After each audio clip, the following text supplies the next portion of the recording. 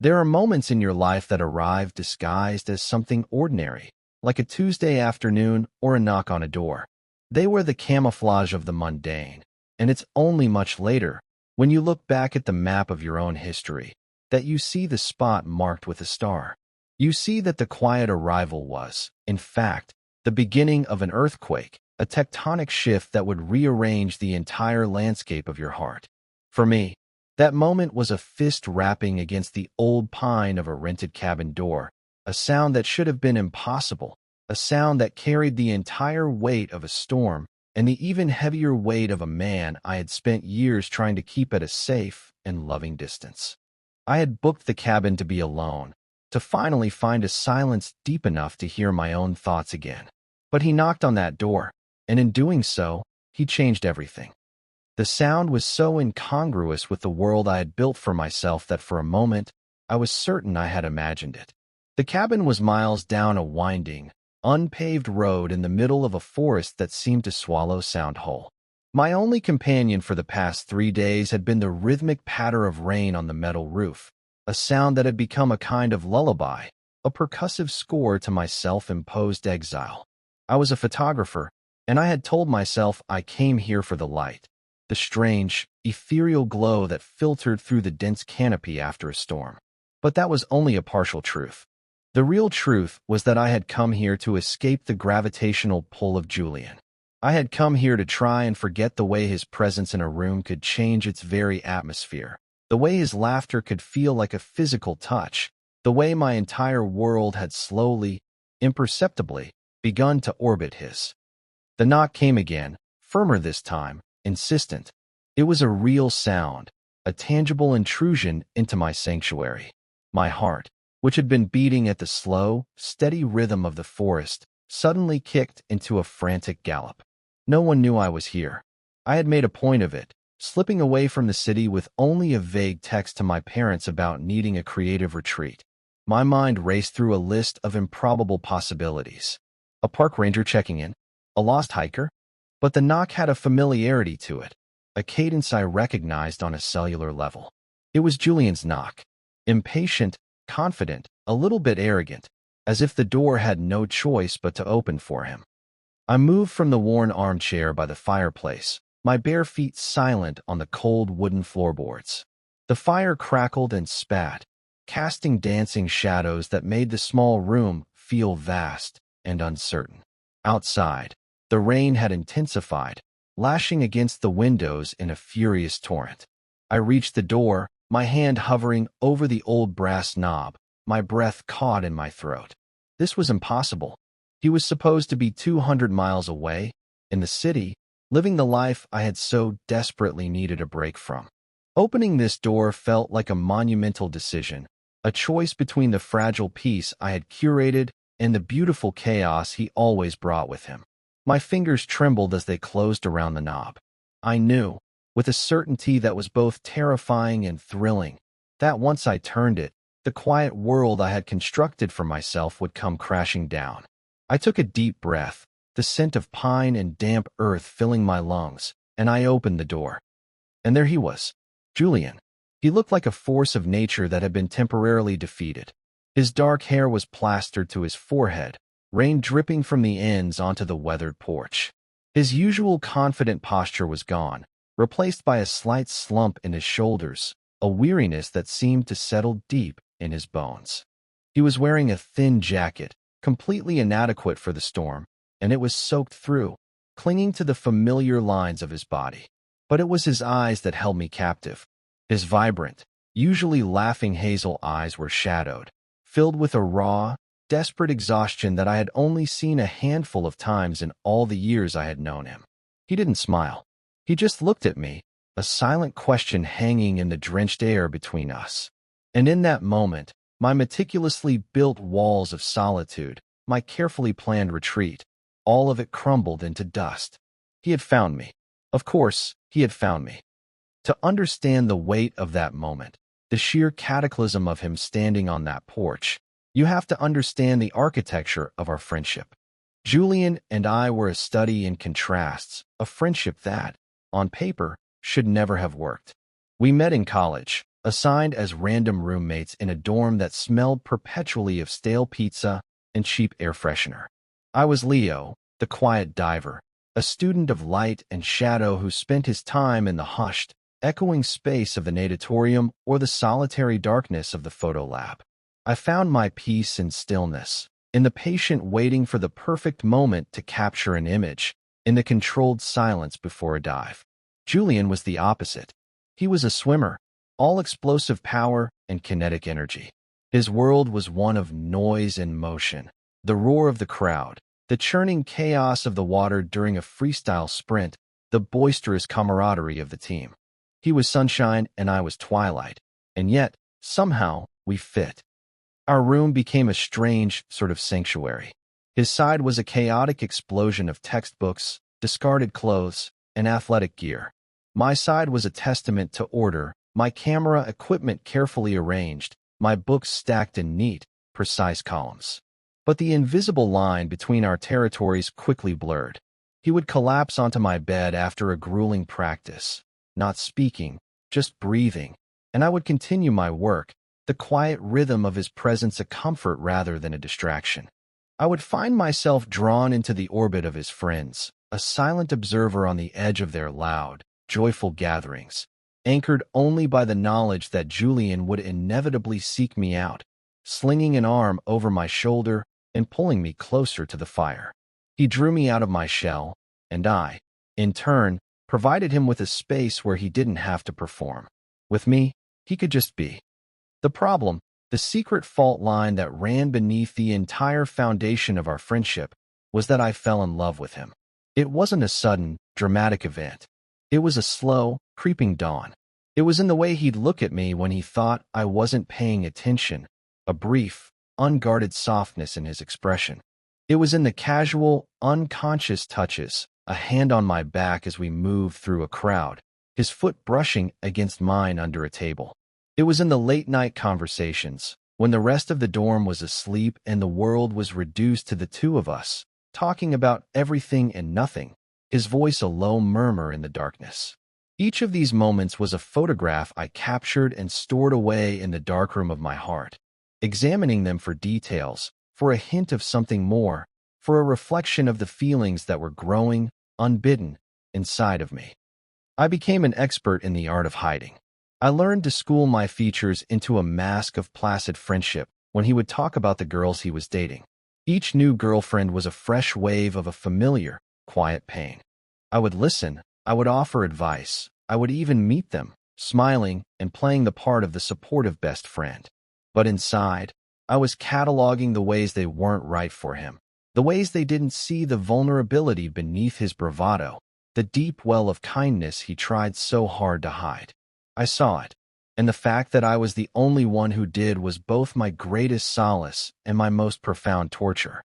I loved him with a silent, patient, and utterly hopeless devotion. My love for him was a room I kept locked, a space I never entered but was always aware of, its presence a constant, low hum beneath the surface of my life. After college, we defied the odds and remained inseparable. We found a two-bedroom apartment in the city, a space we made our own.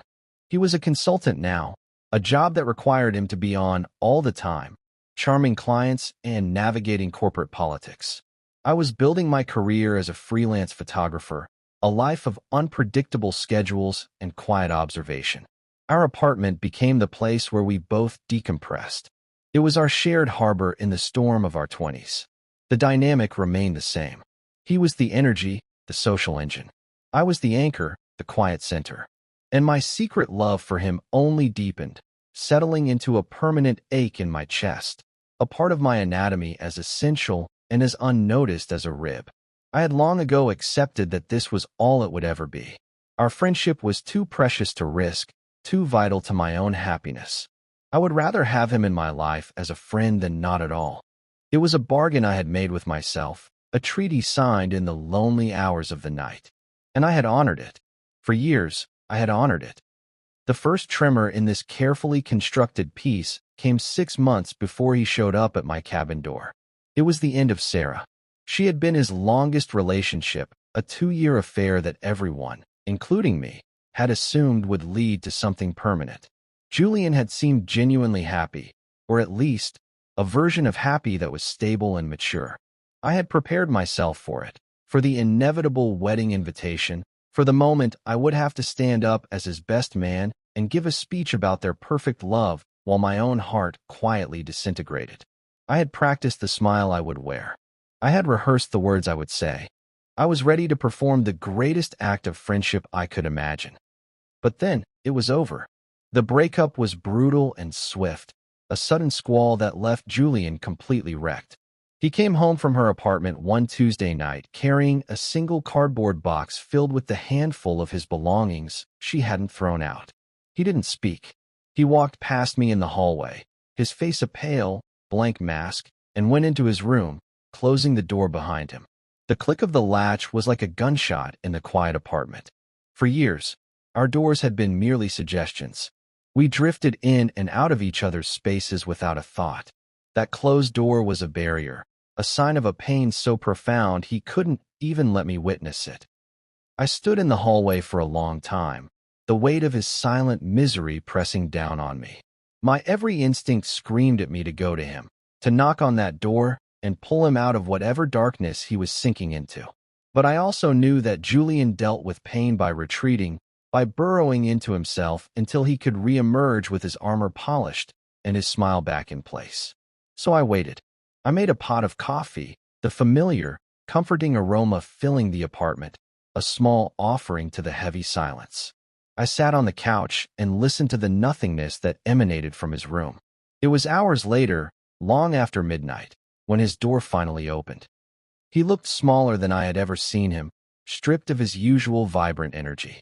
His eyes were red-rimmed, and he moved with the slow, careful deliberation of an old man.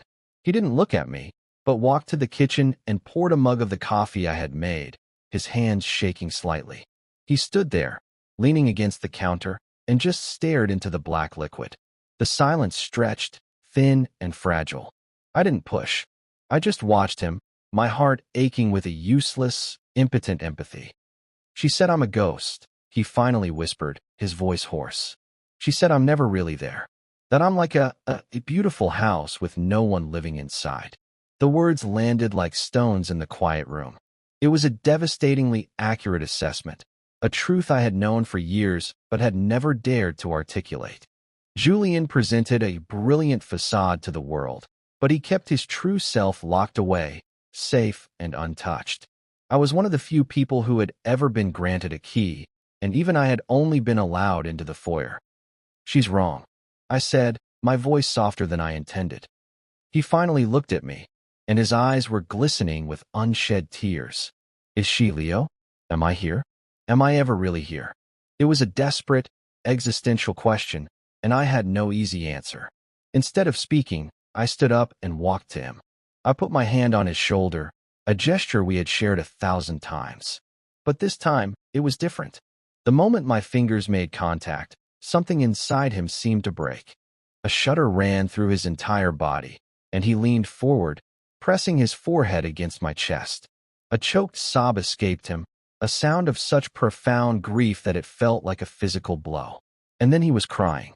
Not just crying, but weeping, his body shaking with ragged, tearing sobs, his hands clutching at the fabric of my shirt as if he were drowning, and I was the only solid thing in a raging sea.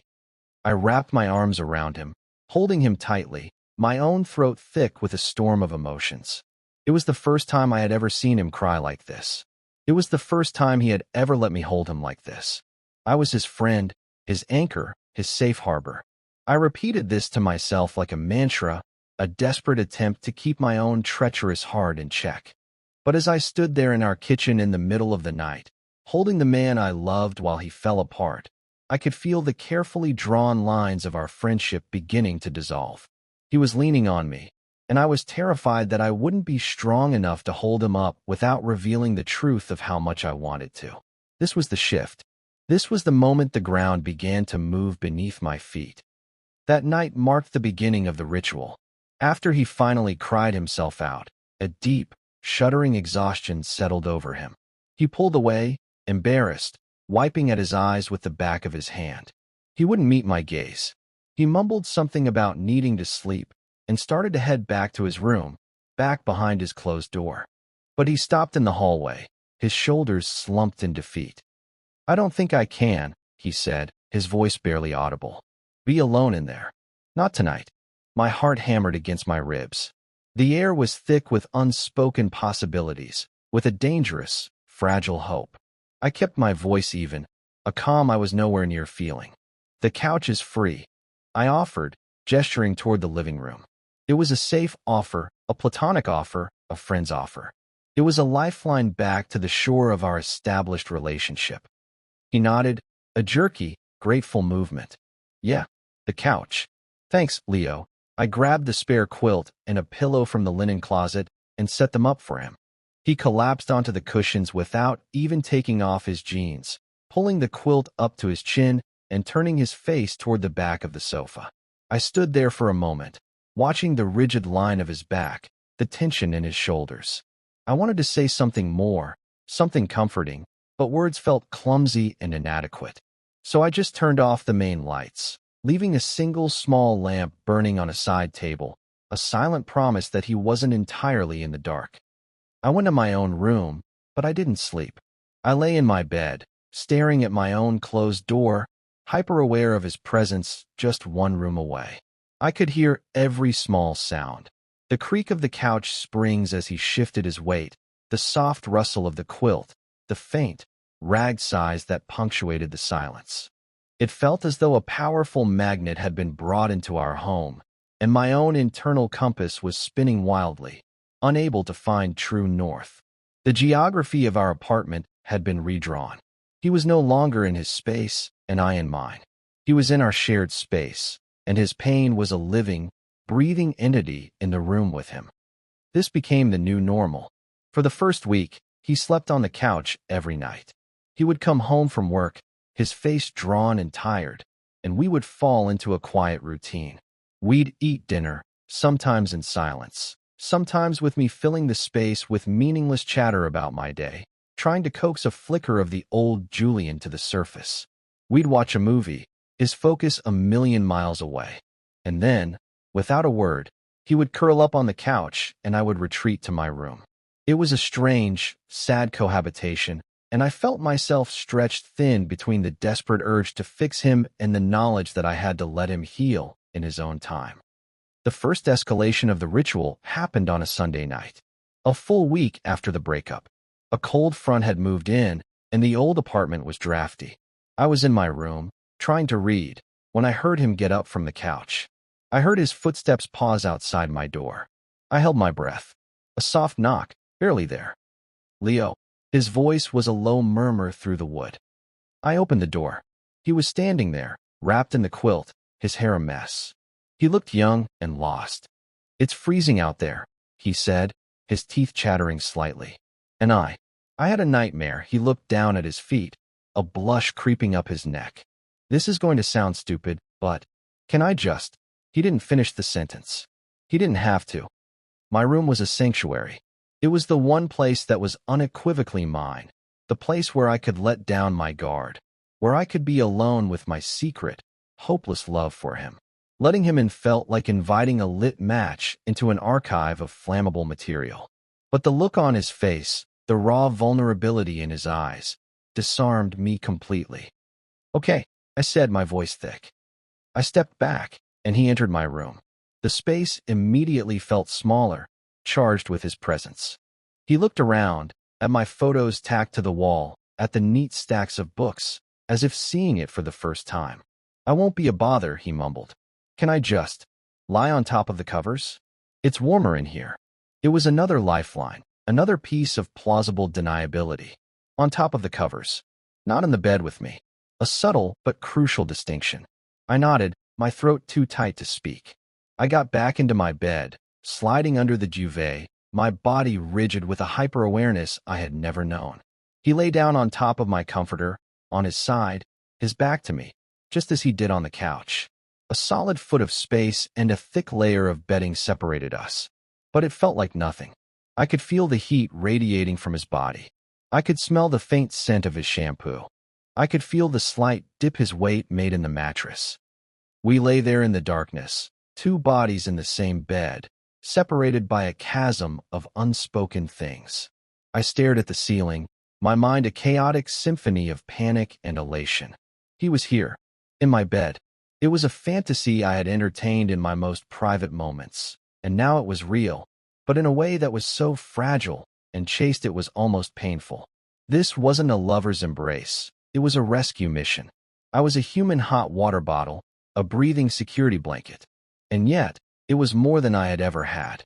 I lay awake for hours, listening to the sound of his breathing as it slowly deepened and evened out into the rhythm of sleep.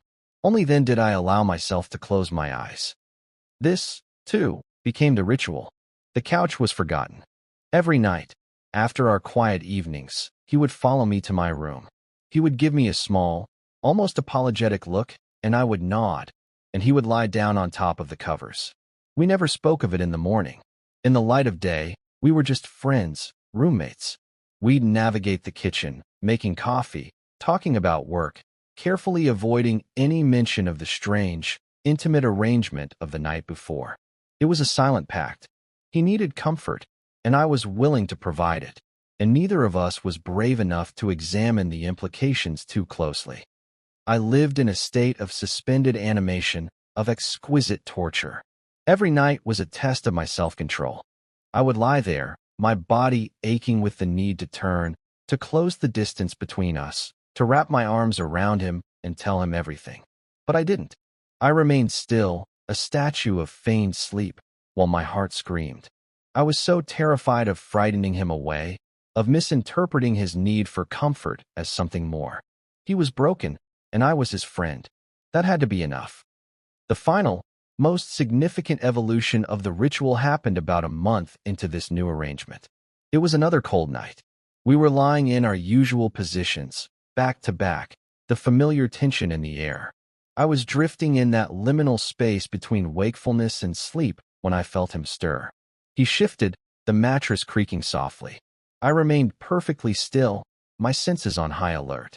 I felt him hesitate, a pause that seemed to last an eternity. And then, slowly, tentatively, he rolled over, facing my back. My entire body went rigid. This was new. This was a deviation from the script. I could feel the warmth of his breath on my neck. My skin prickled with a million tiny electrical charges. I waited, my heart pounding a frantic rhythm against my ribs. What was he doing? Was he going to speak? Was he going to retreat? And then it happened. He moved closer, inch by agonizing inch, until his chest was pressed against my back. An arm, hesitant at first, snaked around my waist, pulling me closer. He adjusted his position, fitting his body against mine, his legs tangling with mine under the weight of his own body on top of the duvet. He buried his face in the space between my shoulder blades and let out a long, shuddering sigh, a sound of profound and utter relief. Time stopped. The world narrowed to the feeling of his body against mine, the solid, steady beat of his heart against my back, the weight of his arm around me, a possessive, anchoring pressure, the soft puff of his breath on my skin. It was everything I had ever wanted, and it was happening under the guise of something else entirely. He was cold. He needed comfort. He was half asleep. I cycled through a dozen different rationalizations, a dozen different ways to frame this that would not break my own heart. Leo, he mumbled, his voice thick with sleep, the sound vibrating through me. Yeah. I managed to breathe out, my own voice a stranger to my ears. Is this okay? The question hung in the darkness, shimmering with 1,000 potential meanings. Was it okay for him to seek this level of physical comfort? Was it okay for him to cross this invisible line? Was it okay for him, my straight best friend, to be holding me in his arms like a lover? My mind was a whirlwind, but my body had already answered. I could feel the tension draining out of me, replaced by a warm, liquid feeling of rightness. This felt more right than anything had ever felt. Yeah, Julian, I whispered into my pillow. It's okay. He sighed again, a sound of contentment this time, and snuggled closer, his arm tightening around me. Within minutes, his breathing deepened into the steady rhythm of sleep. But I lay awake for the rest of the night, cradled in his embrace, caught between heaven and hell. This was the ritual now. This was our secret language, spoken only in the dark. Every night, he would come to my bed, and every night, he would pull me into his arms. And every morning, we would wake up and pretend it had never happened. I was living a double life. By day, the dependable friend. By night, the silent, secret lover. And I had no idea how much longer my heart could withstand the strain. It was in this state of fragile, beautiful agony that I decided to run away to the cabin, to seek a silence that could hopefully quiet the roaring in my own soul. Which brought us back to the porch, to him standing there, drenched and broken, in the middle of my escape. He had shattered my solitude. He had followed me. The question was why. "Julian," I said, my voice barely a whisper against the roar of the storm. "What are you doing here? How did you even find me?" "Your laptop," he said, his voice raw. "You left your browser open. A confirmation email for this place. I called the rental company. Said it was an emergency. They gave me the address." He looked past me, into the warm, fire-lit cabin, his gaze lingering on the single armchair, the single mug on the table. The evidence of my intended solitude. "You left without saying anything." The words were not an accusation, but they landed like one. They were laced with a hurt that pricked at my conscience. I had run away from him, and he had noticed. He had felt my absence so keenly that he had driven 200 miles in a storm to find me. "You're soaked," I said, sidestepping his implicit question. "Get inside before you freeze to death." I stepped back, and he moved past me into the cabin. He dripped water onto the floorboards, a puddle forming at his feet. He wrapped his arms around himself, shivering, and for the first time, he seemed to take in his surroundings. The small, cozy space, the crackling fire, the utter isolation. "You came here to be alone," he stated, his voice flat. "I needed some quiet," I admitted, my voice gentle. "To think." "About what?" he asked, his gaze finally meeting mine, sharp and direct. "About you," I wanted to scream. "About us. About the fact that I can't breathe when you hold me at night, and then pretend I don't exist in the morning. About the fact that I'm so deeply in love with you that I had to flee to the wilderness to remember who I am without you." "Just work?" I lied, the word tasting like ash in my mouth. "And things." He held my gaze for a long moment, and I could see a flicker of something in his eyes. Disappointment, maybe. But he let it go. He was too tired, too cold, too defeated to fight. He just nodded, a small, weary gesture. "You need to get out of those wet clothes," I said, my voice taking on a practical, commanding tone. It was easier to focus on the logistics than on the emotional earthquake that was happening in this tiny room. "There's a bathroom through there. I'll find you something dry to wear." He didn't argue. He just moved towards the bathroom like a sleepwalker. I went to my duffel bag and pulled out my warmest sweatshirt and a pair of sweatpants. They would be a little short on him, but they were dry and warm. I left them outside the bathroom door and went to the fireplace, poking at the logs until the flames roared back to life, trying to chase away the chill that had seeped into the cabin with his arrival. He emerged a few minutes later, dressed in my clothes. The sight of him, enveloped in fabric that smelled like me, sent a fresh jolt through my system. He looked softer, younger, the sharp angles of his anxiety momentarily blurred. He came and stood by the fire, holding his hands out to the warmth, his shoulders still hunched. We stood in silence for a long time, the only sounds the crackle of the fire and the drumming of the rain on the roof. The storm outside was a fitting soundtrack to the tempest inside the cabin. All the unspoken things, all the nightly rituals, all the morning pretenses, they were all here with us, crowded into this small wooden room. "I couldn't sleep," he said finally, his voice low, directed at the flames. "After you left. The apartment was too quiet. My room felt wrong." He paused, swallowing hard. "I tried the couch. It was just a couch. I tried your bed." My heart stopped. He had tried my bed, without me in it. "It was just a bed," he continued, his voice cracking on the last word. "It was cold, Leo. It was so cold." He turned to look at me then, and his face was a mask of confusion and despair. The carefully constructed facade he presented to the world was gone, stripped away, leaving only the raw, bewildered man underneath. "I don't understand what's happening to me," he whispered.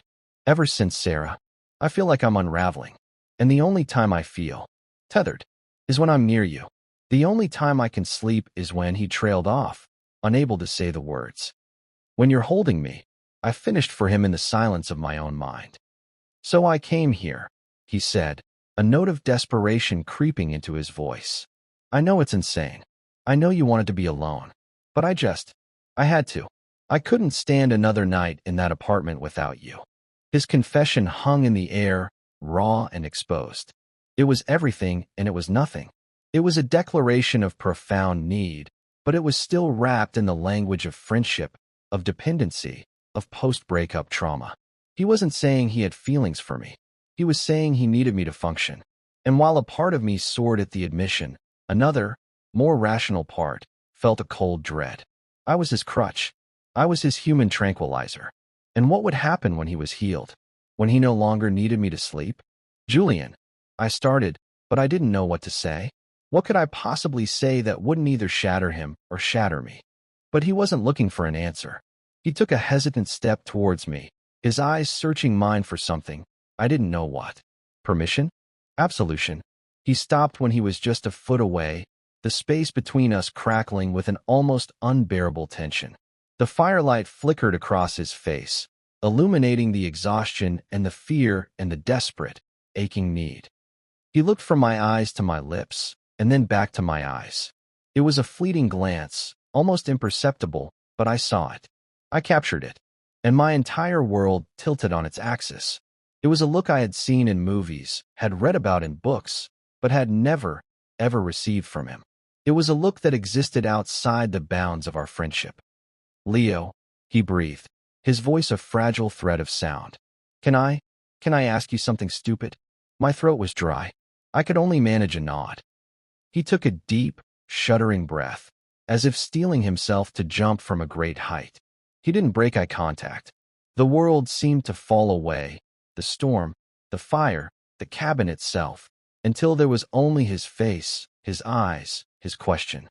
"Would it be okay?" he began, his voice dropping to a whisper that was almost lost in the sound of the rain. "Would it be okay if I kissed you?" The question was a key turning in a lock I had long thought was rusted shut.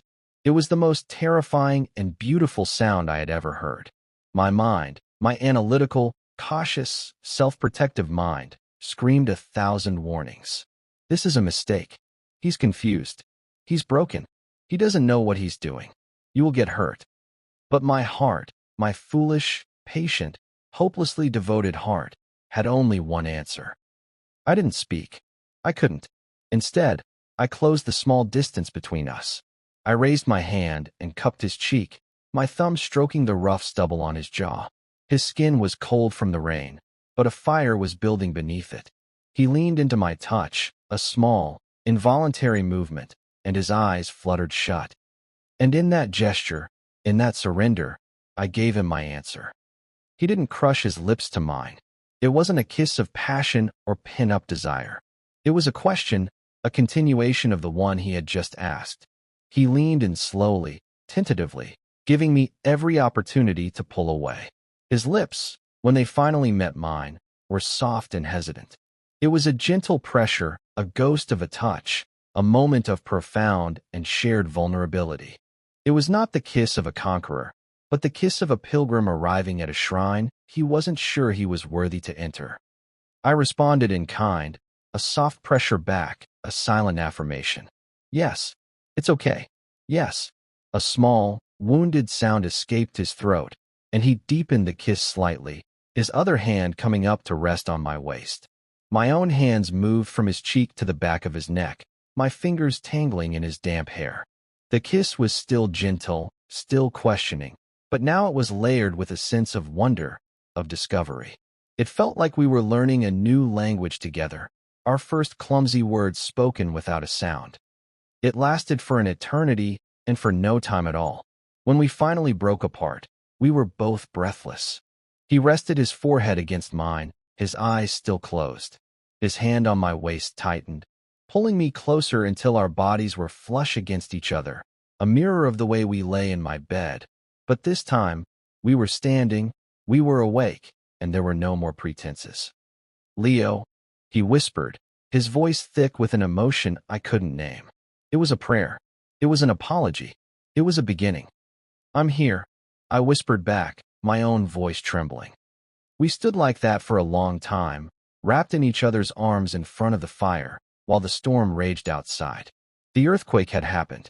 The landscape of my life had been irrevocably altered, and for the first time, I wasn't afraid of the aftershocks. I was home. The place I had run to in order to be alone had become the place where I finally, truly, was not. The aftermath of a kiss like that is a strange and fragile thing. It's like the air after a lightning strike, charged, trembling, and smelling of ozone and possibility. We didn't speak for a long time. We just held each other, the warmth from the fire and from our own bodies chasing away the last of the storm's chill. It was a silent negotiation, a recalibration of everything we had ever been to one another. The architecture of our relationship was being raised and rebuilt, all in the space of a few heartbeats. His head was tucked into the crook of my neck, his breathing slow and steady against my skin. It felt like the culmination of the ritual, the final, intentional act that gave meaning to all the nights that had come before. Eventually, the physical need for sustenance broke the spell. I murmured something about being hungry, and he pulled back, slowly, reluctantly. He wouldn't quite meet my eyes, a faint blush still coloring his cheeks.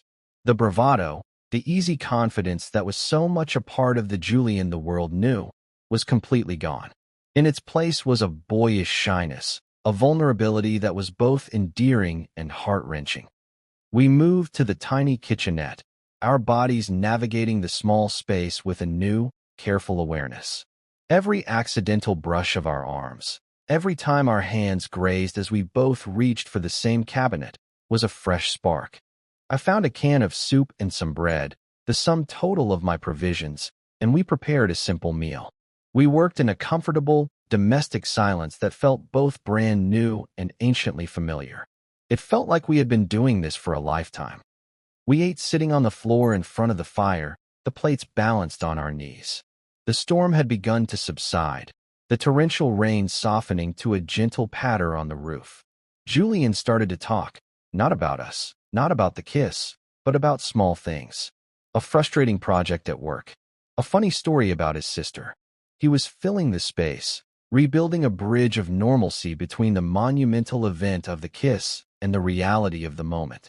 I listened, content to let him lead, to let him set the pace. I was a cartographer mapping a new world, and I was happy to explore it one step at a time. When we finished eating, an unspoken question hung in the air. The cabin had only one bed. Before tonight, that fact would have been a source of awkward negotiation. I would have offered him the bed and taken the floor. But now, it was a simple, terrifying fact. There was one bed. I stood up and began to gather the plates. As I turned towards the sink, Julian's hand shot out and caught my wrist. His touch was gentle but firm. I stopped, my back to him, my heart beginning to pound again.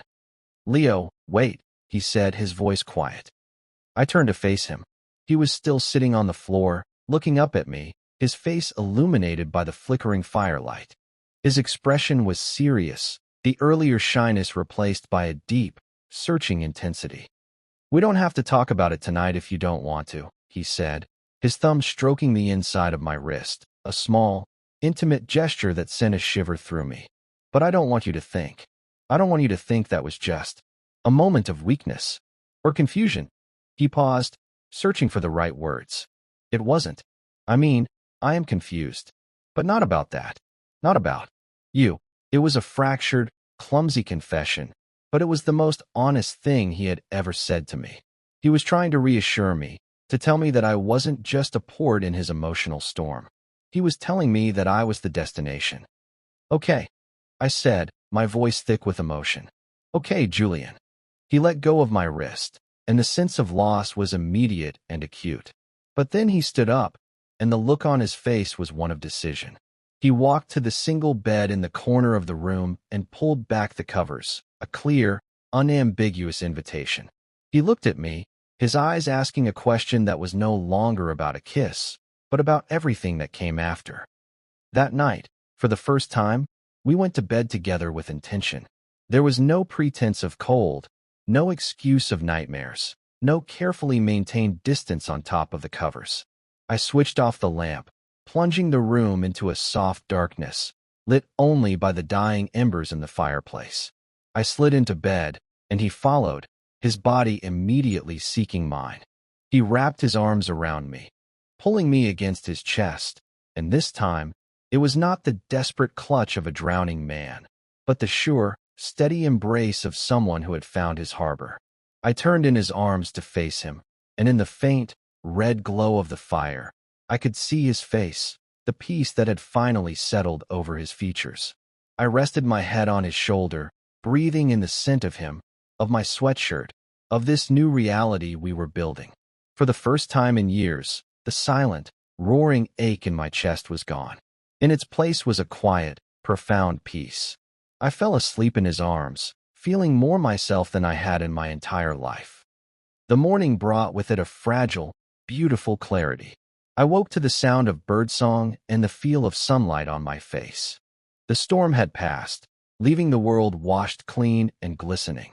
For a moment, I was disoriented, the unfamiliar ceiling and the scent of damp would confusing me. And then I felt the weight of the arm slung possessively over my waist, the warmth of the body pressed against my back. It all came rushing back, the storm, the knock, the kiss, the confession. A slow smile spread across my face. It was real. I lay still for a long time, not wanting to disturb him, just savoring the feeling of him next to me. This was a photograph I wanted to burn into my memory forever. The slant of morning light through the cabin window, the dust motes dancing in the air, the sound of Julian's deep, even breathing, the solid, reassuring presence of him in my bed. After years of analyzing every fleeting glance, every casual touch, there was no more ambiguity. There was only this simple, profound closeness. But the peace was short-lived. The real world, with all its complexities and fears, had not disappeared. It had simply been held at bay by the storm and the isolation of the cabin.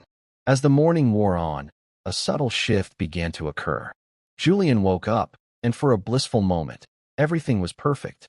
He blinked at me, a slow, sleepy smile spreading across his face, and he tightened his arm around me, murmuring a groggy good morning into my hair. But as the sleep cleared from his eyes, I saw something else creep in. A flicker of panic, a shadow of doubt. He sat up, pulling away from me, and the sudden cold space he left behind was a shock. He ran a hand through his hair, a nervous gesture I knew well. He wouldn't look at me. He swung his legs out of bed and stood up, walking to the window and staring out at the sun-drenched forest. I should probably, he started, his back to me. I have that big presentation on Monday. I should. Head back. Get prepared. The words were like stones dropped into a calm pool. The excuses. The retreat. It was a pattern I had seen before, with his work, with his family, with Sarah. When things got too real, too emotionally complex, Julian's first instinct was to run, to create distance, to fall back on the familiar and the safe. I had just never imagined I would be the thing he was running from. Julian, I said, my voice quiet, trying to keep the tremor of hurt out of it. It's Saturday. Yeah, I know, he said, his tone clipped, defensive. But it's a big deal. I need to be ready. He turned from the window, but he still wouldn't look at me directly. He started gathering his damp clothes from where I had hung them to dry by the fire. Thanks for, last night. Thanks for last night. The words were so casual, so dismissive. They reduced the monumental, life-altering event to a one-night stand, a moment of weakness to be politely acknowledged and then forgotten. A cold knot of dread formed in my stomach. I had been a fool. I had misinterpreted everything.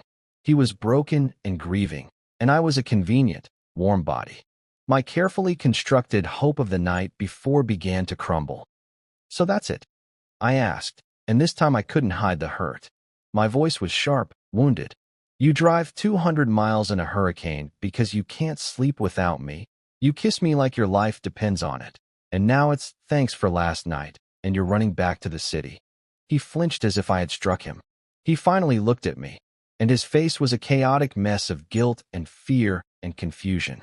"Leo, it's not like that," he said, his voice pleading. "Then what is it like, Julian?" I demanded, sitting up in the bed, pulling the sheet around me. I felt exposed, raw, because from where I'm sitting, it looks a lot like you're panicking. It looks a lot like you regret last night. "I don't regret it," he burst out, his voice cracking. I can't regret it. But I don't know what it is. I don't know what this is." He gestured wildly between the two of us, his hands trembling. "My whole life has been a straight line. I know the rules. I know how it's supposed to go. And then you. This. It's like someone just picked up the map and tore it to pieces." His words were a confession of a different kind. A confession of terror. He wasn't running from me, specifically. He was running from the implications. He was running from a future that didn't look like the one he had always planned for himself. He was a man who navigated the world with a compass he had been given at birth, and that compass was now spinning wildly, and it terrified him. "So you're just going to leave?" I asked, my voice softer now, laced with a deep, aching sadness. "You're going to go back to the city, and we're going to pretend this didn't happen? Are we going back to the ritual, Julian? Am I going to be your secret security blanket until you find a new girlfriend and don't need me anymore?" The accusation, cruel as it was, hit its mark. A look of profound hurt crossed his face. "That's not what you are," he whispered, his voice choked. "You've never been that. You're Leo. You're my best friend. You're the most important person in my life. Then why are you leaving?" I pressed, my heart breaking for both of us. He looked at me, his eyes swimming with unshed tears. "Because I'm scared," he admitted, his voice barely audible. "I'm scared that I'm going to ruin the one good thing I have. I'm scared of what this means. And I'm scared of how much I wanted to kiss you. How right it felt." He didn't wait for a response. He grabbed his still damp clothes and his jacket and walked to the door. He paused with his hand on the knob, his back to me. "I'm sorry, Leo," he said. And then he was gone, the quiet click of the closing door echoing in the suddenly vast and empty cabin. I sat there, in the bed that still held his scent, and listened to the sound of his car starting, the crunch of tires on the gravel drive, and then the fading engine noise until it was swallowed by the silence of the forest. And then I was alone again, truly alone. The silence I had craved just a day before was now a crushing, suffocating weight. The cabin, which had felt like a sanctuary, now felt like a tomb. I had been given a glimpse of heaven, and then had it snatched away. And the silence he left behind was filled with the roaring of a single, terrible thought. I had lost him. I had risked our friendship for one perfect night, and I had lost everything. The drive back to the city was a blur of gray asphalt and green trees. I drove on autopilot, my mind a hollow, echoing chamber. When I got back to our apartment, the silence was even more profound than it had been in the cabin. This was a silence that was defined by an absence. Julian's presence usually filled the space, a low-level hum of energy even when he was in his room. Now, the apartment felt inert, lifeless. His bedroom door was closed. A fortress. The week that followed was the longest of my life. It was a week of agonizing silence. We were ghosts in our own home. We existed on opposite schedules. I would wake up, and he would already be gone. I would come home late from a shoot, and his door would be closed, no light visible underneath. We communicated through post-it notes on the fridge. Out of milk, your client called. They were tiny, impersonal fragments of a life we no longer shared. The ritual was broken.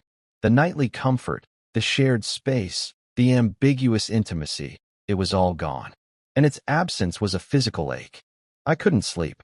I would lie in my bed, in the room where he had held me, and stare at the ceiling, the silence pressing down on me. I had thought the nightly torture of having him so close, but so far was unbearable. I was wrong. This was worse. This was an amputation. I felt a bitter, corrosive anger begin to build, layered over the deep well of my hurt. Anger at him, for his fear, for his cowardice. And anger at myself, for allowing myself to hope, for believing, for even one night, that it could be real. He had made me his safe harbor, and then, when the storm passed, he had sailed away without a backward glance, leaving me wrecked on my own shore. By Friday, I couldn't take it anymore. The silence was going to drive me insane. I was standing in the kitchen, staring at a cheerful, yellow post-it note from him about rent being due, and something inside me snapped. The polite, patient, understanding Leo who had spent years carefully tending to Julian's emotional needs was gone. In his place was a man who was drowning in grief and rage and who needed, more than anything, an answer. I didn't know if he was home. I hadn't heard him come in, but I walked down the short hallway to his bedroom and stood before the closed door. For years, this door had been a permeable membrane. Now it was a barricade.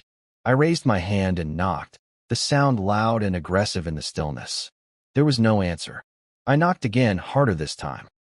"Julian, I know you're in there. Open the door." Silence. "Damn it, Julian, open the door."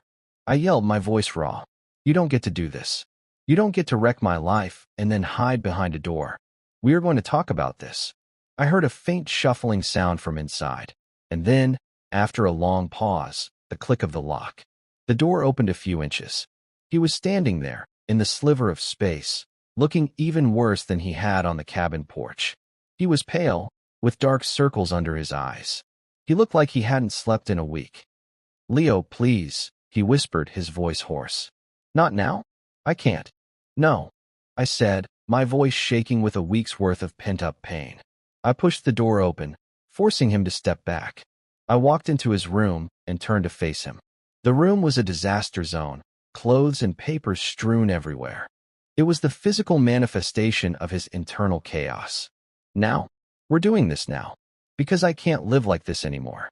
I can't live in this apartment with your ghost." I threw his own words back at him, the ones Sarah had used. I saw him flinch.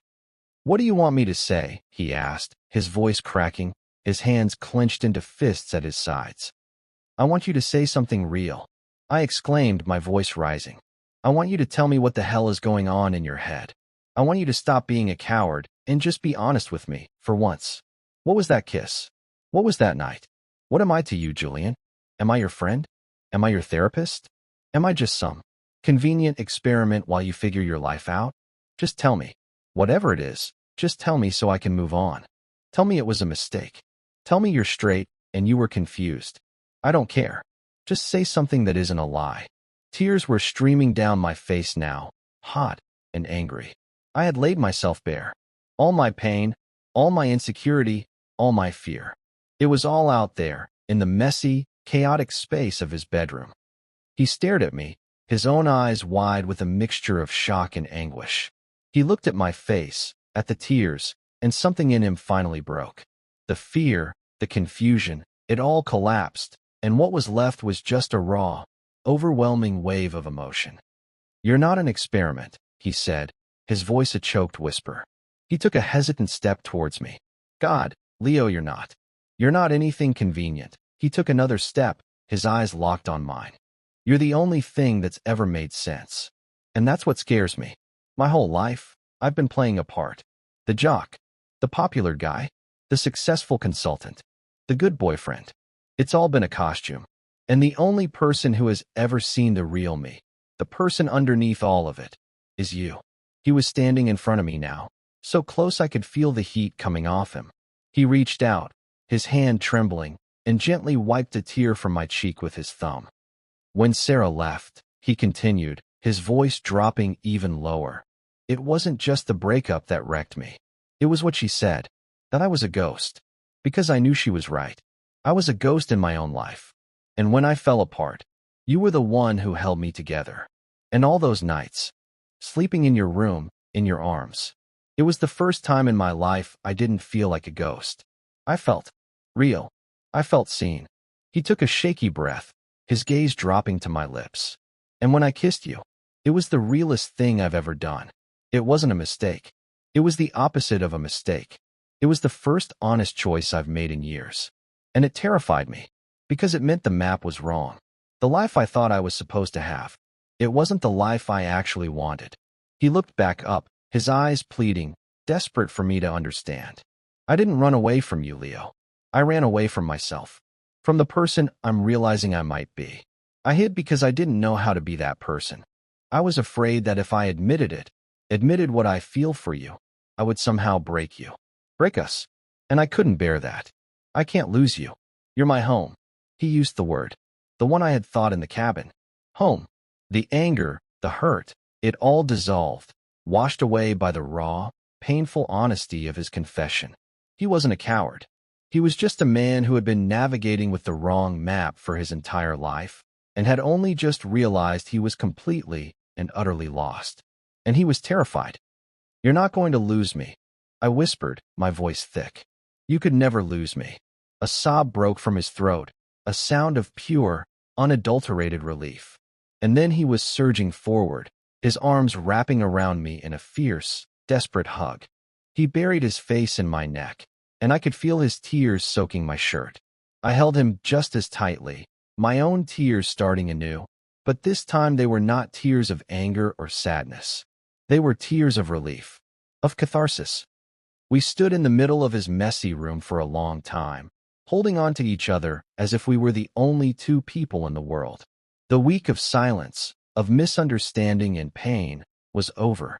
The storm had finally, truly broken.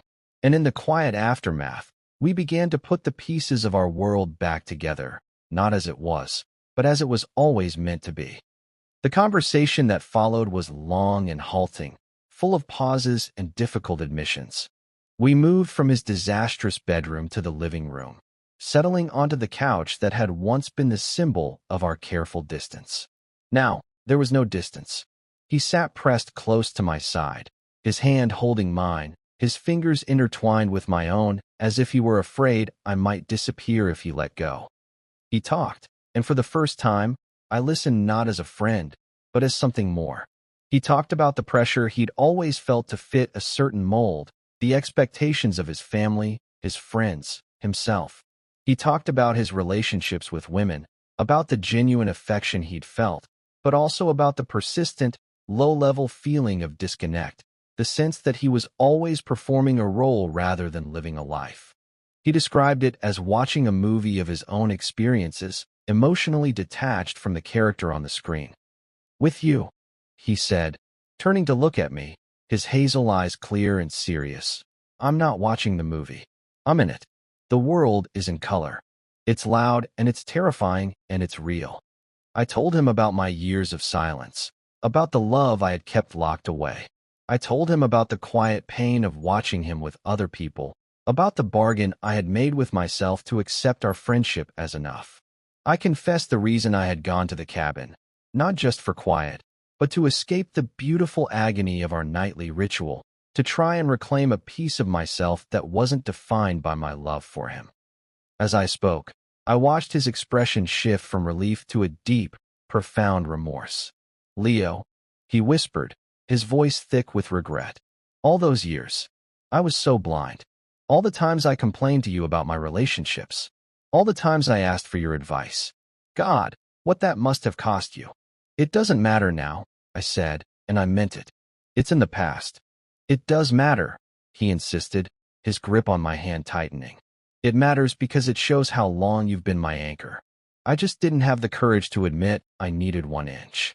We talked late into the night, peeling back layers of history, re-examining our shared past through this new lens of honesty.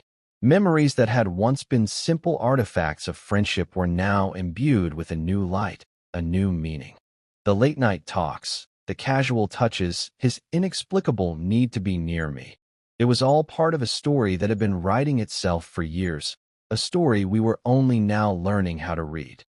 There was no single moment of resolution, no dramatic declaration. It was a gradual dawning. As the first hints of morning light began to filter through the apartment windows, a quiet understanding had settled between us. The fear was still there, a low hum in the background, but it was no longer the dominant note. It had been overshadowed by a powerful, resonant chord of hope. Exhausted, we finally fell silent. He looked at me, a question in his eyes. He didn't have to ask. I stood up and held out my hand. He took it without hesitation. I led him from the living room, past his own closed door, and into my room, into my bed. This time, there was no fear, no confusion, no pretense. It was a deliberate choice, a silent commitment. We curled up together under the covers, our bodies fitting together with a familiarity that was bone deep. He wrapped his arms around me, and I sank back into his embrace, a feeling of profound peace washing over me. This was not a ritual born of desperation. This was a beginning. Leo, he murmured into my hair, his voice heavy with sleep. Yeah, I'm not scared anymore. I smiled into the darkness. Me neither. In the weeks and months that followed, we learned a new dance. The first few days were filled with a tender, almost comical awkwardness. We were two best friends who had known each other for a decade, and yet we were also two strangers learning how to be in a relationship. We had to learn how to kiss in the daylight. We had to learn how to hold hands while walking down the street, a simple act that felt both revolutionary and terrifyingly public. We had to learn that the doors in our apartment could be closed for privacy, not just for hiding. There were moments of retreat, small aftershocks of his fear. A day where he would grow quiet and distant, lost in his own head. In the beginning, my old insecurities would flare up, a cold panic seizing my chest. But I learned to read the signs, not as rejection, but as him processing the massive shift in his own identity. I learned not to push, but to simply be present, to sit with him in the quiet, to put a hand on his back, a silent reminder that I wasn't going anywhere. And he, in turn, learned to come back. He would emerge from his silence, find me where I was, and pull me into a hug, a wordless apology, and a promise. We built our new life in the small, quiet moments. Making coffee together in the morning, our bodies brushing past each other in the small kitchen. Him calling me in the middle of the day just to hear my voice. Me, setting up my camera to take a portrait of him, not as the charismatic man the world saw, but as the soft, vulnerable man I knew, and seeing him look at me through the lens with an unguarded love that took my breath away. We were not just lovers, we were still best friends.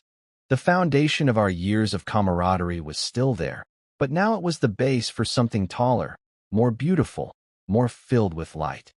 One evening, a few months later, we were lying on the couch, watching a movie. It was a comfortable, familiar scene, but everything about it was different. I was stretched out, my head in his lap, his fingers idly tracing patterns in my hair. It was a gesture of such casual, confident intimacy that it still made my heart ache with a quiet joy. Do you ever miss it? I asked, my voice soft in the darkened room. Miss what? He murmured, his eyes still on the screen. The map, I said. The old one. The straight line. He was quiet for a moment, his fingers stilling in my hair. He looked down at me, and his smile was gentle, reflective. No, he said, his voice firm with a certainty that had been absent for so long. That map was leading me somewhere I didn't want to go. It was taking me further and further away from home. His fingers resumed their stroking, a soothing, rhythmic touch. I like this new territory. It's uncharted, but I have a much better guide. We never went back to the cabin. It had served its purpose. It was a crucible, a place of storm and fire where our old relationship was burned away to make room for the new one. Our apartment, once a place of silent tension and separate spaces, had become our true sanctuary. It was no longer my room and his room. It was our home. The nightly ritual of him coming to my bed was gone, replaced by the simple, profound fact that we now shared one. There was no more ambiguity, no more plausible deniability. There was only the beautiful, honest silence we had learned to create together, a silence filled not with unspoken yearning, but with a deep and abiding peace. There are moments in your life that arrive disguised as something ordinary, and then there are the moments that follow, the quiet, unassuming choices you make every day. The choice to be honest, the choice to be brave, the choice to stay. Julian's knock on that cabin door was the earthquake, the dramatic, life-altering event. But the real love story was written in the quiet moments that came after. It was written in the mornings we woke up together, in the shared laughter over dinner, in the silent understanding that passed between us in a crowded room. He had knocked on my door seeking a temporary shelter from his own storm, and in the process, we had ended up building a permanent home, together. And I, the quiet observer, the student of light and shadow, had finally found the one subject I knew I would spend the rest of my life happily, endlessly, capturing.